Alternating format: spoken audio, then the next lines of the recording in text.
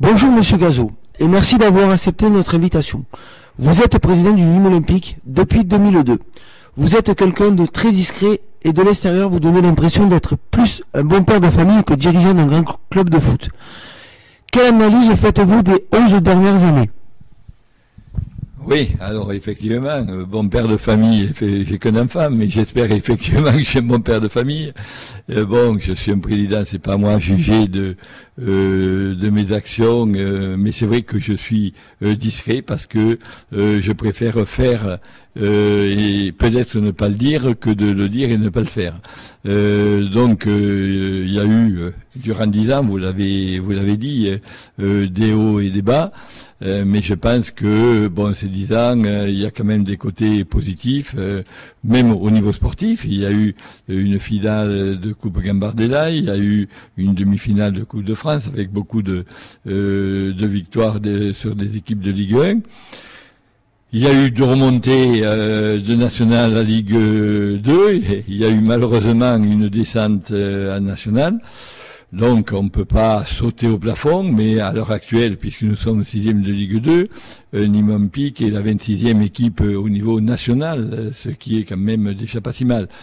Voilà, donc dans ma gestion, c'est vrai que je suis discret, c'est vrai que je suis peut-être beaucoup plus sévère qu'il n'y paraît à l'extérieur. C'est peut-être mon défaut, pour moi je pense que c'est une qualité. Contre vent et marée, vous avez suivi votre ligne de conduite, qui peut-être nous mènera à la L1 prochainement. Avez-vous malgré tout des regrets sur certains choix que vous avez faits et si oui, lesquels ? Des regrets, on en a toujours, surtout au niveau sportif. Quand on choisit un joueur ou un entraîneur, bon, le résultat, on ne le connaît qu'après, on ne le connaît pas avant, parce que même un bon joueur dans une autre équipe peut être décevant chez nous. Alors c'est vrai que, bon, au niveau des entraîneurs, on me dit que j'en ai passé beaucoup, c'est vrai, puisqu'il y en a eu une dizaine, et on a fait le compte l'autre jour avec le journal L'Équipe. En réalité, je m'en suis séparé, j'en ai, si on peut dire, licencié, que 4. Puisque les autres, ça a été soit pour Patrick Champ, un contrat pour un nombre de matchs donné. Didier Oli-Nicole n'a pas, c'est lui qui n'a pas voulu renouveler. C'est pareil pour Thierry Froger. Pour Fournier, qui est venu 2 mois, c'est lui qui a jeté l'éponge au bout de 2 mois. Voilà, donc des choix d'hommes au niveau des entraîneurs, peut-être pas. Peut-être pas. C'est vrai que les résultats n'ont pas toujours donné raison, mais c'est vrai que les changements ont souvent abouti sur de bons résultats. Je parle quand on a pris Jean-Luc, on est monté avec lui. Quand on a pris Jean-Michel Cavalli, il nous a sauvés d'une situation qui était carrément désespérée au niveau du maintien de Ligue 2. Donc après l'année de la descente, je crois qu'il y avait absolument rien à faire. Les dés étaient pipés. On va pas rentrer dans les détails, c'est le passé, mais il y a eu beaucoup d'histoires en interne. Donc des regrets, pas tellement. Au niveau des joueurs, bon, il y a eu des erreurs.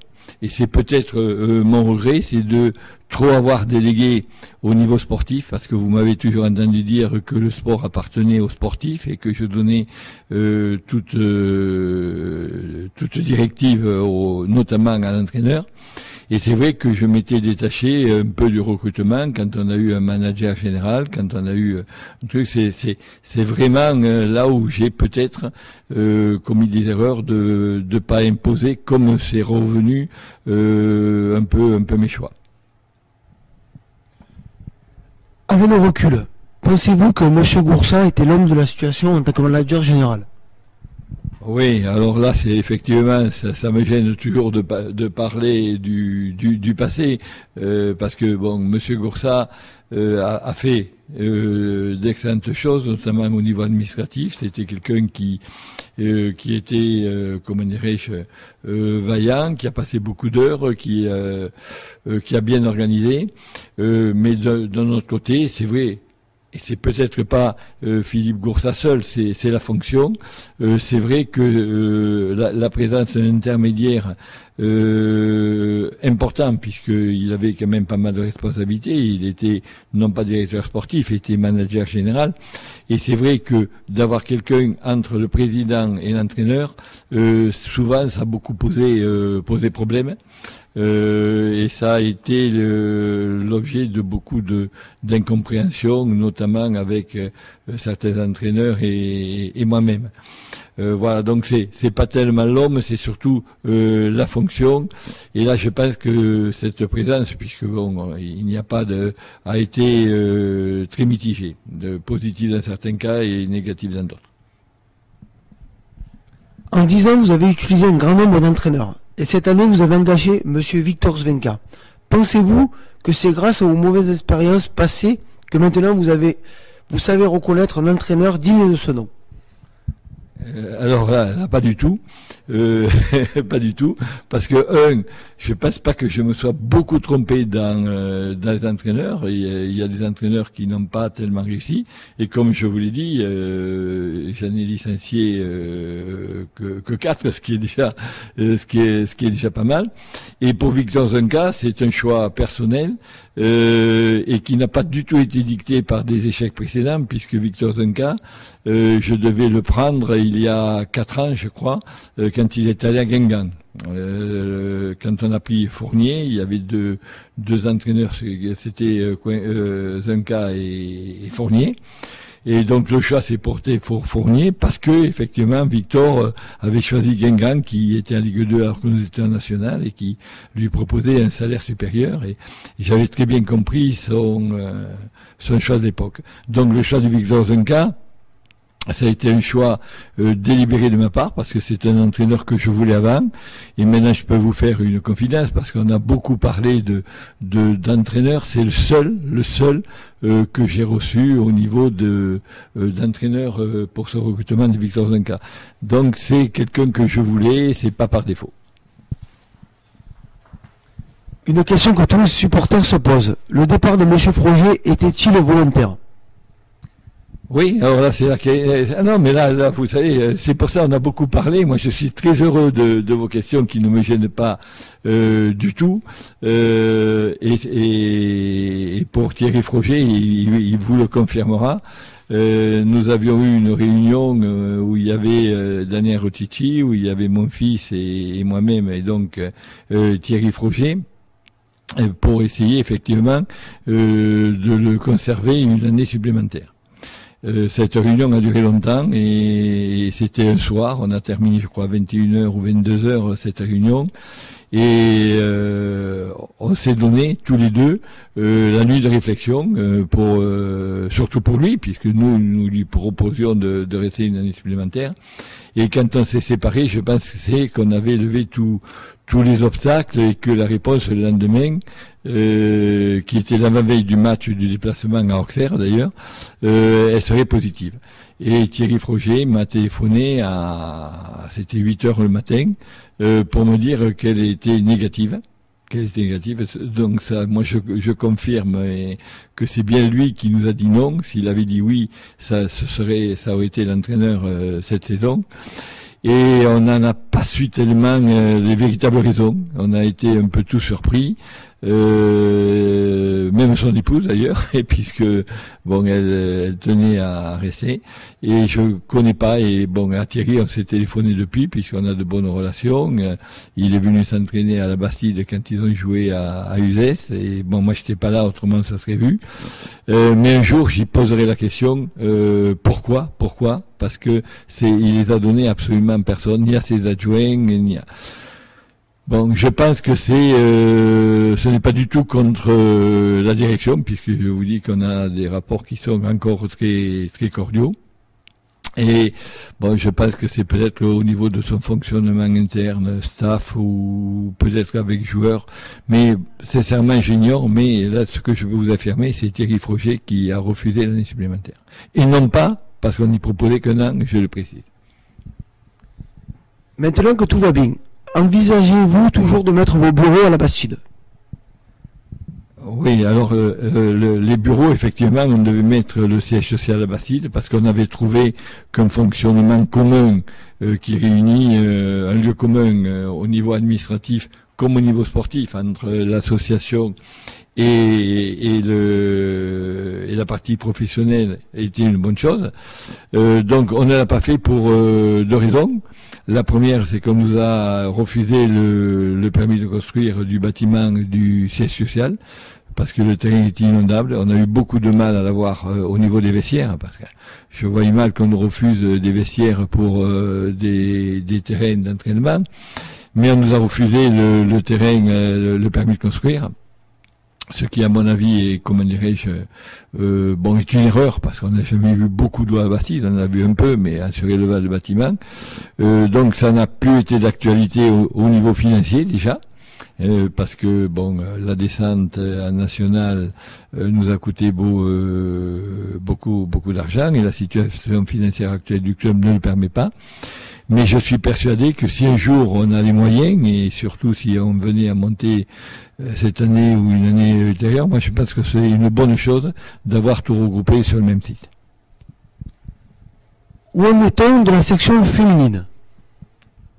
Alors la section féminine, c'est quelque chose qui deviendra une obligation pour les clubs pro. Je pense qu'un jour ou l'autre, on imposera aux clubs pro d'avoir une section féminine. Pour des raisons qui sont aussi budgétaires, parce que c'est une section qui est très déficitaire et qui mérite des subventions supplémentaires. Alors que je sache, on n'a pas pu avoir, parce que là on a de bonnes relations avec la section féminine et on n'est pas opposé sur le principe, mais on a demandé, les deux présidents, aux collectivités locales de voir si elles pouvaient nous aider financièrement. Et là, c'est là où on voit que le football est un peu délaissé. On a eu un niet catégorique. Donc, on ne peut pas prendre actuellement sur nos finances des déficits supplémentaires pour l'équipe féminine. Donc, on a passé, pour essayer de rapprocher, une convention avec la section féminine où on leur met à disposition des terrains pour s'entraîner dans un premier temps, où ils bénéficient des tarifs que nous avons au niveau des équipements, et où on leur fait quelques faveurs sur certains problèmes, mais on ne peut pas tout faire et le Nîmes Olympique ne peut pas tout supporter. Mais je suis tout à fait favorable à intégrer à moyen terme la section féminine au sein du Nîmes Olympique. Vous avez récemment déclaré que lorsque un repreneur sérieux se présentera, vous vendrez le club. On a entendu plein de bêtises. Que s'est-il passé avec Paris Vendu, RMC, etc., etc. Leur offre n'était-elle pas à la hauteur de vos exigences? Voilà, pour RMC et Paris Vendu, on remonte à quelques années. Il date de 7-8 ans. C'est vrai que j'avais eu un rendez-vous sur RMC. J'ai été reçu à Paris, et ma déception, et là je peux le dire publiquement, vous savez, c'est peut-être pour ça que je m'explique pas assez, il y a des incompréhensions. Ma déception était très grande, parce que à cette réunion, il y avait Monsieur Veil, il y avait Monsieur Bourdin, il y avait Monsieur de Paris Vendu, là, j'ai oublié son nom, qui a beaucoup critiqué. Et à cette réunion, on m'a proposé la chose suivante, et on n'a rien à cacher, surtout maintenant.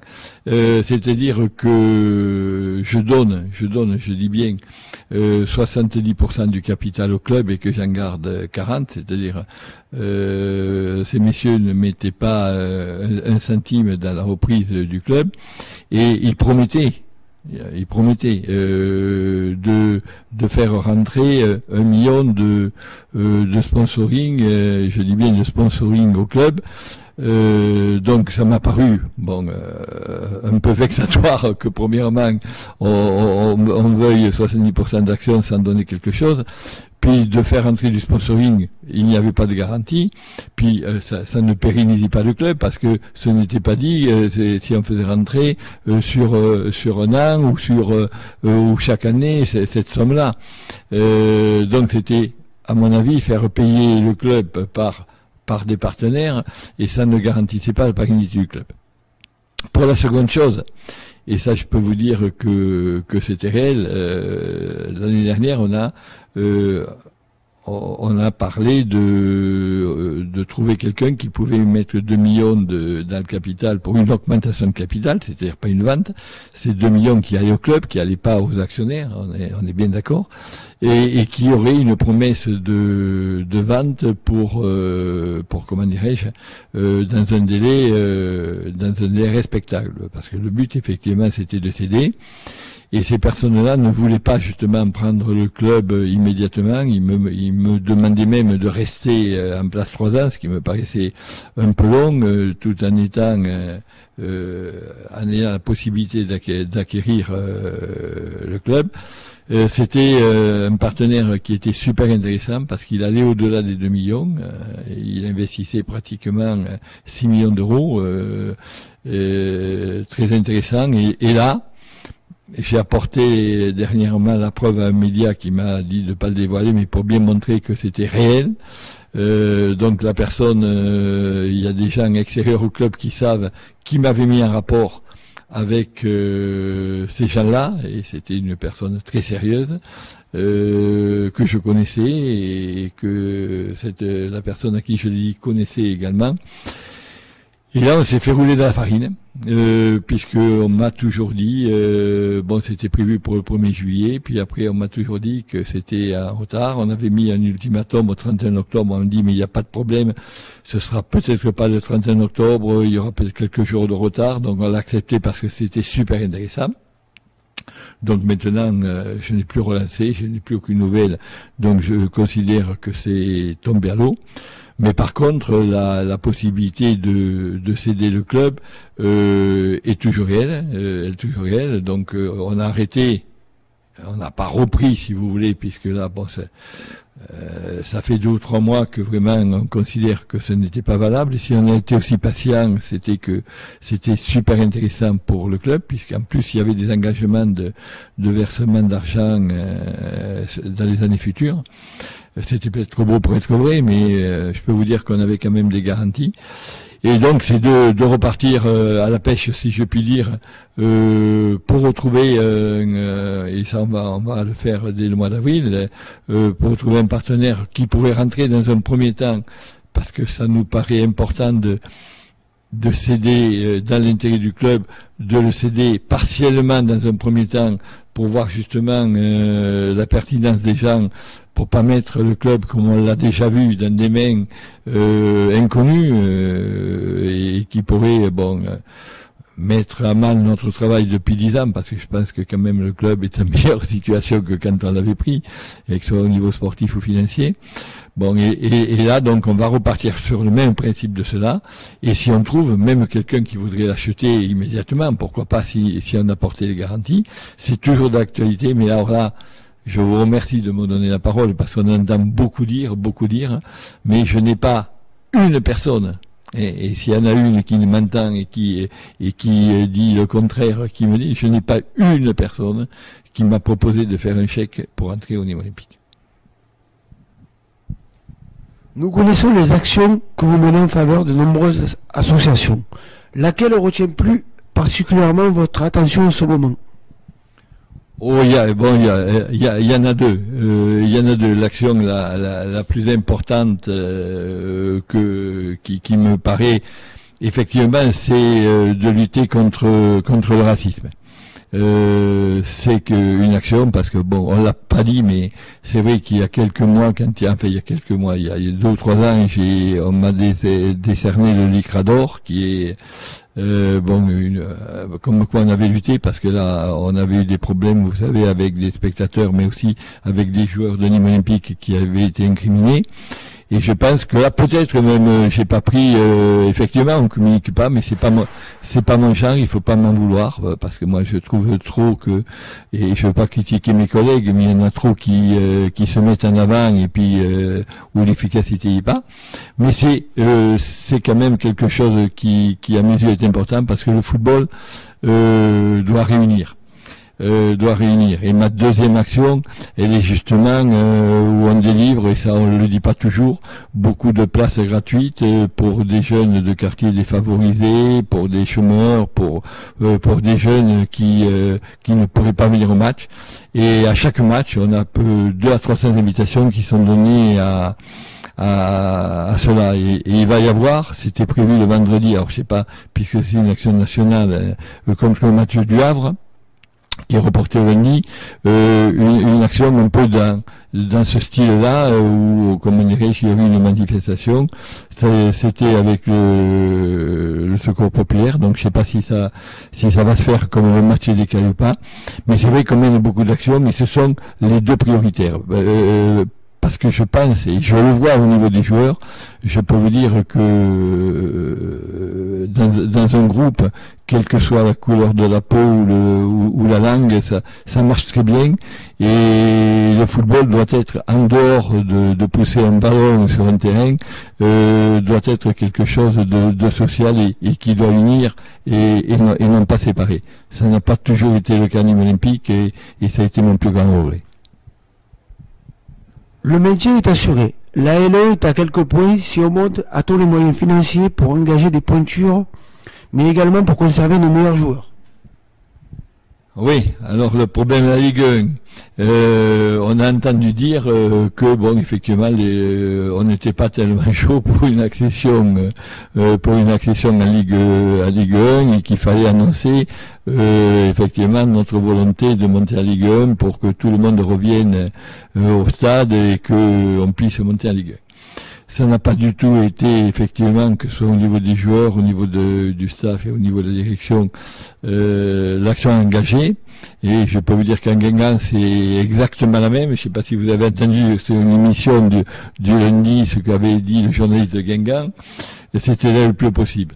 Alors maintenant, où effectivement, où le maintien est assuré, ce qui est quand même, est une bonne chose. À fin février, on a signé de suite pour cela. C'est vrai qu'on ne baisse pas les bras et que notre volonté est d'aller le plus haut possible. Et je pense qu'on en a parlé avec le coach, on va remobiliser tout le monde pour effectivement être le plus haut possible. Et le plus haut possible, ça veut dire dans les 3 premiers, c'est bien évident. Mais alors, je vais vous dévoiler un secret. Et c'est ma façon de travailler. Et les joueurs vous le diront, et le staff. J'ai réuni depuis le mois de janvier joueurs et staff, et où on a mis au point justement des intéressements par mois, par match, pour essayer justement d'aller à cette Ligue 1. Et c'est quelque chose qu'on n'a jamais dit, mais il faut savoir que ça fait 2 mois déjà qu'on y travaille et qu'on y travaille. Et ce que je vous ai dit l'autre fois, un peu en aparté, c'est qu'on y arrivera tous ensemble. Et c'est vrai qu'au sein du club, il règne un climat qui est excellent, que moi je n'ai pas connu depuis que j'étais président. Quand je dis climat, c'est-à-dire entre joueurs, avec le staff, avec les dirigeants, avec les salariés du club, parce qu'il faut savoir qu'il n'y a plus de salariés du club hors football, et eux ont un rôle important aussi à jouer. Et que si on se vante du mercato d'avoir fait, si on a pu prendre 2 joueurs, il n'y a pas beaucoup de clubs qui ont recruté au mercato de Ligue 2, il y en a beaucoup plus qui ont vendu, c'est aussi parce que la gestion le permettait. Alors je vais continuer sur votre question Ligue 1, ce que je peux vous dire que si on y arrive sportivement, et là on en reparlera parce que je crois qu'on a besoin de tout le monde, le club est prêt. Il n'y a pas financièrement, on y arrivera. Moi, à mon avis, d'ailleurs, ce serait beaucoup plus facile de boucler un budget de Ligue 1 en embauchant des joueurs de peinture, sachant que l'expérience nous a montré, là il faut pas donner de faux espoirs, c'est qu'il ne faut pas tout renouveler l'effectif. Il faut prendre peut-être que 3 ou 4 joueurs, mais 3 ou 4 joueurs de peinture véritablement supérieurs. Et on l'a vu avec des clubs qui sont montés, il faut pas faire les erreurs du passé, parce que quand on dit regretter, c'est parce qu'on a renouvelé peut-être en trop grand nombre l'effectif chaque année. Si on monte, c'est que on aura un effectif de valeur qu'il faudra certes améliorer, mais surtout pas bouleverser. Donc, moi, ce que je peux me porter garant en tant que président, c'est que on fera tout si on monte sportivement, et je pense que j'y arriverai, parce qu'on commence à me connaître sur Paris, et on commence à connaître la gestion de Nîmes Olympique, et c'est vrai que peut-être que le club, il est beaucoup plus coté, et mon action, elle est beaucoup plus cotée à Paris qu'elle est sur Nîmes, parce que, bon, il voit comme j'agis, et je peux vous dire que Nîmes Olympique montera en Ligue 1 si on obtient sportivement, et qu'on fera tout effectivement, parce que c'est bien beau de monter, mais le plus difficile, c'est pour se maintenir. Nous vivons une saison exceptionnelle, mais malheureusement le public a du mal à se déplacer aux Costières. Quel message aimeriez-vous passer à la population nîmoise pour qu'elle vienne supporter son équipe? Oui, alors le message, il est un peu double. Il va se passer déjà par un coup de gueule, parce que et je parle pas des Nîmois en tant que Nîmois, mais c'est vrai que bon, ça fait un petit moment que je suis au club, vous l'avez dit, mais souvent on s'est senti seul. Je ne parle pas au niveau des supporters. C'est vrai que, et je m'en suis plaint, au niveau des collectivités, parce qu'on a besoin des collectivités, j'ai le sentiment quelquefois qu'on n'aime pas trop le football. Bon, il faut savoir que Nîmes Olympique n'est pas la plus grosse subvention des comment dirais-je des clubs, des clubs, alors que sans fausse modestie, c'est quand même le club phare de la ville et je dirais du département. Et c'est vrai que tout le monde est Nîmes Olympique, mais on n'est pas tellement aidé. Je veux pas comparer à Montpellier, parce que là, la comparaison, il n'y en a même pas. Mais que ce soit en termes d'infrastructure, que ce soit en termes du centre de formation, ou si on l'a fait, c'est pas pour dire on est propriétaire du centre, c'est que si on ne l'avait pas fait, on n'aurait pas eu l'agrément du centre, parce qu'il fallait y faire de gros travaux, et on nous avait dit que c'était pas possible d'investir dans ce centre de formation.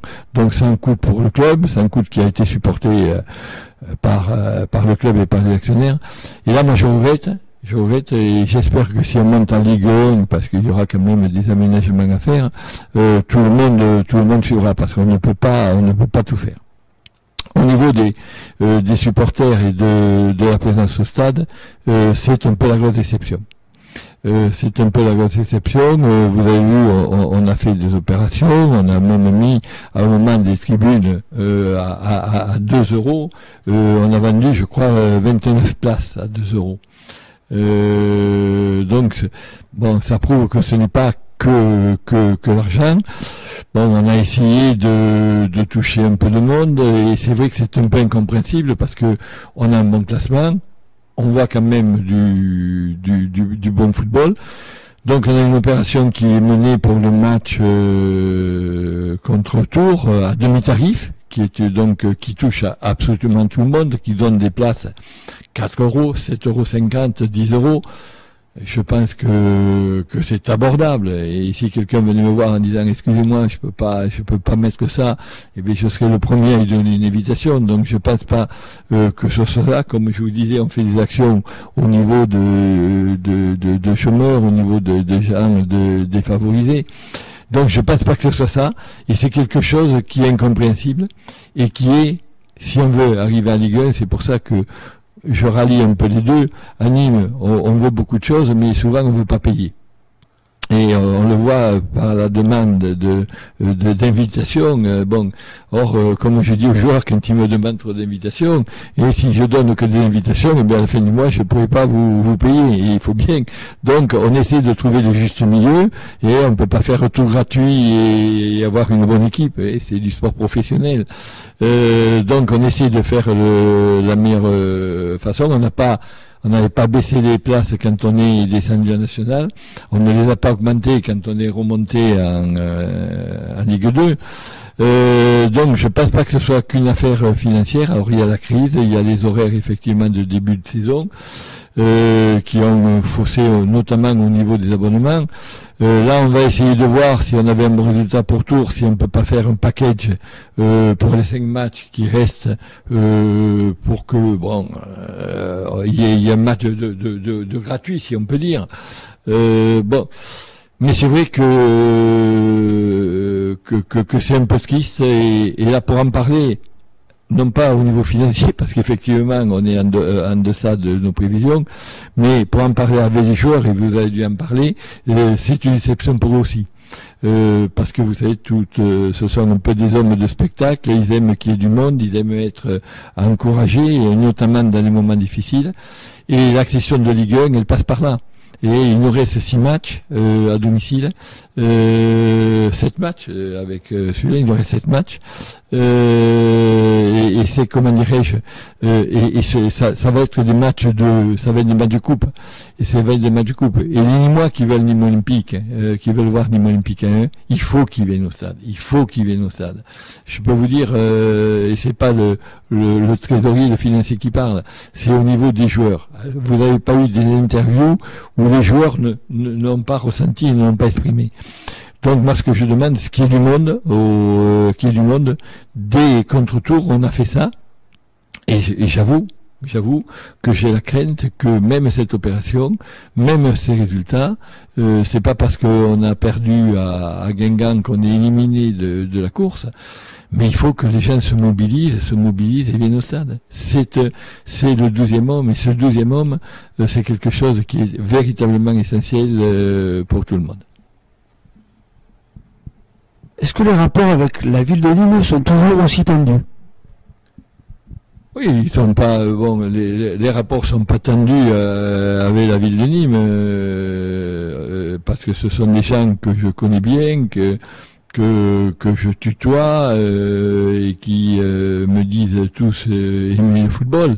Ce qu'il y a, c'est que avec la ville, comme avec le département, comme ça a été un peu le cas avec la région, où on a eu que la moitié de ce que, et encore on n'a pas eu même la moitié, mais ça va venir, de ce que nous avait promis Monsieur Fraîche, on n'est pas d'accord sur le mode de gestion et de coopération qu'on peut avoir.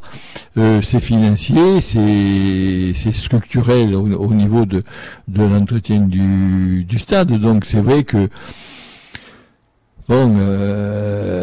tendu certainement pas, mais enfin il faut et effectivement c'est pas parce que c'est Gazo et Rotici qui mettent chaque fois qu'il manque un peu d'argent, qui vont mettre la main à la poche, parce que ça a une limite, et c'est vrai qu'on leur a dit qu'on n'en mettrait plus. Mais bon, moi ça me fait des fois beaucoup de peine de voir que les clubs, d'autres clubs montrent des déficits en fin de la saison, et pour qu'ils soient pas pénalisés, eh bien on remet la main à la poche. Donc moi cette tactique, s'il faut l'appliquer, je sais la faire. Pour l'instant, pendant 10 ans, j'ai rien demandé. On a une subvention nette qui est inférieure à celle qu'il y avait il y a 10 ans quand je suis arrivé au club. Donc je pense que là aussi, il faudra que tout le monde prenne ses responsabilités. C'est pas tendu, je n'en vois personne, mais ou alors il faudra qu'ils disent ouvertement, on ne veut pas aider le Nîmes Olympique, parce que je pense que ça représente quand même pas mal pour beaucoup de Nîmois, mais il faudra qu'ils disent leur situation. Alors moi je l'ai pas rendu trop public, j'en avais parlé une fois à une émission à France Bleu Gare Lozère. Ça n'a pas fait bouger tellement les choses. À Nîmes Olympique, on ne fait pas de politique, j'ai toujours dit. On a besoin, là aussi, on doit unir, et moi j'ai de bons rapports avec tous les élus politiques, et chacun a ses opinions personnelles, mais moi j'ai dit aux administrateurs que si un jour il y en a un qui se présente à une élection, de quel côté que ce soit, il dégagera du conseil d'administration. On ne doit pas faire de politique, on doit réunir. Donc ce que j'ai dit n'est pas du tout politique, mais c'est concret. Moi j'aimerais que on repose pas tout sur nous, parce qu'on n'a rien demandé jusqu'à maintenant. On a l'air de passer peut-être un peu pour des couillons, pour pas dire d'autres mots, mais ça aussi ça a une fin, et ça a une fin parce que si on veut vraiment que Nîmes Olympique, on a besoin de tout le monde. Et il faudrait que, je le dis au conditionnel, qu'il y ait certaines attitudes qui changent. Vous avez l'air en pleine forme. Cela est dû au au fait que depuis quelque temps, vos détracteurs sont devenus muets? Et avez-vous pensé à prendre du recul? Oui, mes détracteurs, bon, ils sont bien, je n'en sais rien. Mais ce que, bon, vous commencez à me connaître, je marche beaucoup à l'affect. Et je marche beaucoup à l'affect. Et c'est vrai que, bon, ça m'a beaucoup déçu parce que il y a des choses certainement vraies qui ont été exprimées, peut-être pas dans le bon sens du terme, mais bon, et il y a beaucoup de choses qui ont été fausses, parce que, bon, j'ai même entendu dire que je m'enrichissais presque, c'est juste si je prenais pas de l'argent, bon, si ça avait pu être vrai, que ce serait bien, c'est pas le cas. Donc je pense que là, il y a eu, je veux le faire passer sur beaucoup de malentendus, il y a eu beaucoup de choses qui ont été dites, bon, et qui m'ont blessé, parce qu'on a tous des familles, on a tous des choses, et qui à mon avis étaient infondées.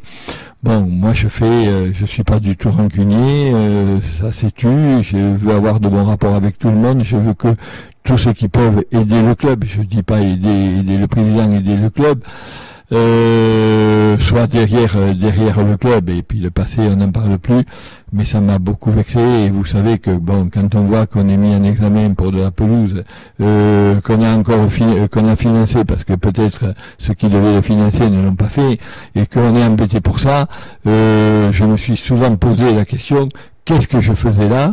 Et mes véritables amis m'ont tous conseillé de partir. Et donc si je suis resté, il n'y a qu'une raison pour laquelle je suis resté. C'était que je voulais terminer le centre d'Abatille. C'est un peu mon bébé.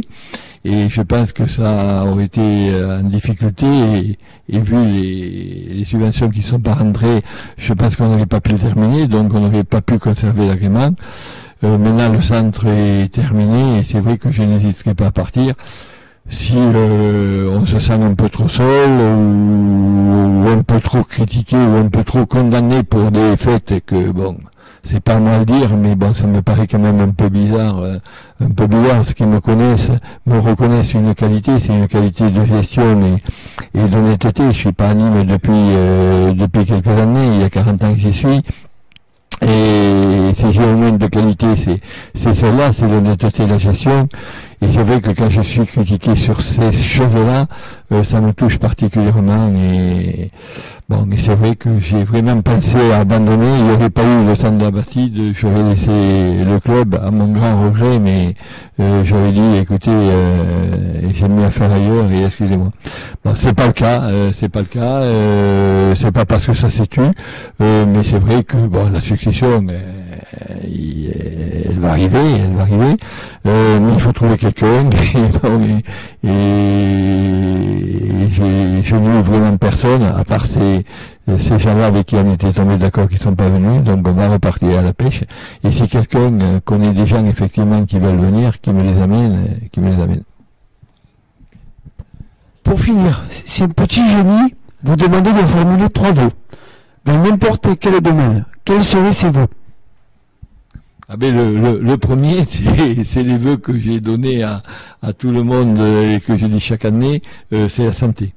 C'est la santé, je pense que pour moi déjà, même pour mon plus grand ennemi, on peut, il faut pas être méchant, on peut souhaiter que la santé. Le deuxième, c'est que je termine en laissant Nîmes Olympique en Ligue 1. C'est un vœu qui m'est très cher, que tout le monde connaît. Et je pense que même les joueurs et le staff, il y en a qui l'ont dit, que ça leur ferait plaisir, et ça me ferait plaisir que je laisse le club en Ligue 1. Bon, et le troisième vœu, qui est un vœu plus général et qui est lié à ce que j'ai dit, moi je pense que on est à Nîmes, dans une ville qui est très compliquée, où on est un peu réboussier, et que ce que j'aimerais, c'est que, pas que pour les Olympiques, mais sur beaucoup d'actions, on arrive à à éluder tout ce qui est politique, tout ce qui est égo, tout ce qu'on puisse pour des actions importantes, qu'on puisse pousser tous dans le même sens. Et là, je peux vous dire que par expérience, si on y arrive, eh bien, c'est qu'on sera bon parce que c'est difficile. Et à mon avis, c'est beaucoup plus judiciable. Et vous parliez de ce qui s'est passé avant. Le cocu d'affaire, ça a été le club. Et on a perdu beaucoup de temps. Alors, je dis pas qui c'est qui a tort, qui c'est qui a raison, mais on a perdu beaucoup de temps. Et je pense que c'est le vœu qui va avec le troisième, c'est qu'on arrive à trouver cette unité et qu'on aille au principal et que c'est pas parce qu'on n'est pas d'accord sur des bricoles qu'on se chamaille. Je pense qu'il faut pousser dans le même sens. Et pour conclure, ce sera mon message. Et je voudrais qu'on pousse dans le même sens dès maintenant parce que tout n'est pas perdu. Ce sera pas facile. Comme j'ai déclaré dans la presse, on n'en fera pas. Il faudra pas en faire une maladie si on n'y arrive pas. Parce que c'est un peu pour ça qu'on l'annonce pas, mais pousser tout dans le même sens pour essayer d'y arriver. Et si on n'y arrive pas cette saison, eh bien effectivement, il faudra pousser pour qu'on y arrive la saison prochaine. Et je crois que je n'ai pas répondu à une de vos questions au sujet de conserver les joueurs. Je pense que pour conserver les joueurs, la meilleure façon, effectivement, c'est de monter en Ligue 1, parce qu'il sera très difficile de conserver effectivement tout le monde si on n'y arrive pas, vu la saison qu'on vient de réaliser. La dernière question, qui parle de nos jeunes. Que pensez-vous de la situation de la CFA2 ? Alors là, j'élargirai beaucoup plus. J'élargirai beaucoup plus parce que c'est la déception de la saison, parce que il n'y a pas que la CFA2 qui va mal. Il y a les 17, il y a les U17, les U19. On a pratiquement tous ceux qui sont au centre de formation qui maintenant ont des stations meilleures qu'avant, avec des résultats qui sont très mauvais. Alors ça, on en a discuté en interne aussi, hein, on en a discuté en interne. Alors il y a l'association qui gère des choses, il y a la SAPS.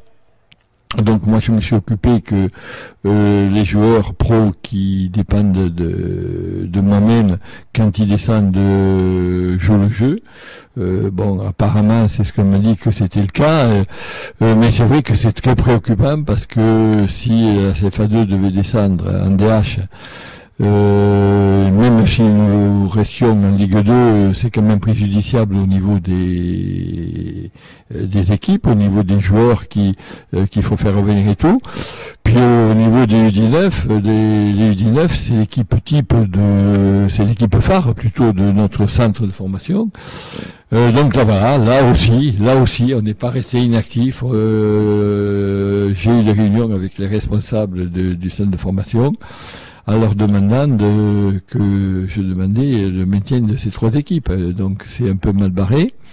Et là aussi, peut-être ça fera pas beaucoup de bruit, mais je prendrai des décisions en fonction effectivement de maintien ou pas de cette équipe-là. Ben merci pour cet entretien, Monsieur Gazo. Et pour finir, est-ce qu'on pourrait savoir le nom de l'actionnaire qui vous a fait une offre ? Non, c'est pas possible. C'est pas possible. Non, pour une raison très simple, c'est que c'est une société qui était importante et on a fait signer un protocole de non-communication vers l'extérieur, comme dans beaucoup de cas ça se fait. Mais ce que je puis dire pour qu'on puisse pas dire toujours c'était du vent ou c'était du vent, j'en ai informé une personne qui ne le dira pas bien évidemment et qui est proche du club et que vous connaissez et qui connaissait l'intermédiaire qui nous avait mis en rapport pour bien me prouver que il a vu des papiers d'échange et deux, il connaît bien l'intermédiaire. Je peux vous dire que ce n'était pas du tout du vent et que on avait de bonnes chances de penser que c'était réel. Et voilà. Mais je peux pas vous dire le nom, mais ce que je peux je repars, on fait rien, mais ce que je peux vous dire, c'était vraiment réel. Comme c'est réel que tous les bruits de gens qui devaient venir, qui devaient pas venir, vous en aviez entendu parler, de présidents de clubs voisins, de tout. Il y a des contacts, il y en a eu beaucoup. Oui, je vous dis pas qu'il n'y a pas eu beaucoup de contacts, mais il n'y a pas eu de propositions que j'ai refusées avec qui les gens mettaient l'argent. Il y en a eu aucune. Donc on va essayer parce que les résultats et d'être en Ligue 2, c'est quand même un argument parce que toutes les négociations c'était nouées quand on est national. Mais il faut trouver quelqu'un, parce que je suis pas éternel. Deux, il y a une limite d'âge au niveau des statuts, mais j'espère que j'y arriverai pas. Mais il faut trouver quelqu'un qui reprenne, mais quelqu'un, on peut pas faire n'importe quoi. On l'a vu avant que je reprenne le club, qui c'est qui avait géré. On peut pas faire venir des gens parce que ça intéresse beaucoup de monde, beaucoup moins de monde pour payer. Et Nîmes Olympique, c'est quelque chose, et si je suis là, et je l'ai pas dit, parce que c'est un club que j'adore, c'est pour ça que ça m'a fait mal un peu au ventre, et que je suis resté, parce que on n'a pas fait ça, parce que ça n'a pas été facile financièrement et humainement, mais à céder le club, il faut trouver des gens qui peuvent pérenniser le club et qui peuvent faire encore plus que ce qu'on a pu faire. Voilà, donc on n'attend pas de reconnaissance de qui que ce soit, parce que c'est pas un milieu où il faut qu'on attende ça. Voilà. Donc là, j'étais peut-être un peu plus humain que dans mes autres interventions. Moi, je vous remercie de m'avoir permis de m'exprimer, parce que c'est vrai que c'est peut-être un peu mon défaut, mais moi je pense, vous avez ce qu'on dit des grandes gueules, et puis c'est pas efficace.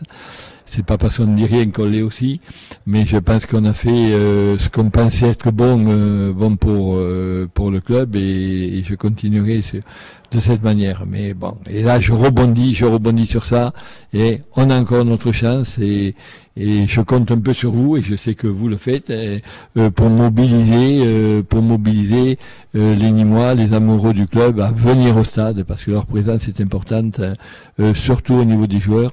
Et si nous arrivons à gagner tous nos matchs à domicile, et tous nos matchs à domicile, eh bien, on sera pas loin de ce qui n'est pas l'objectif, mais ce qu'on espérait tous.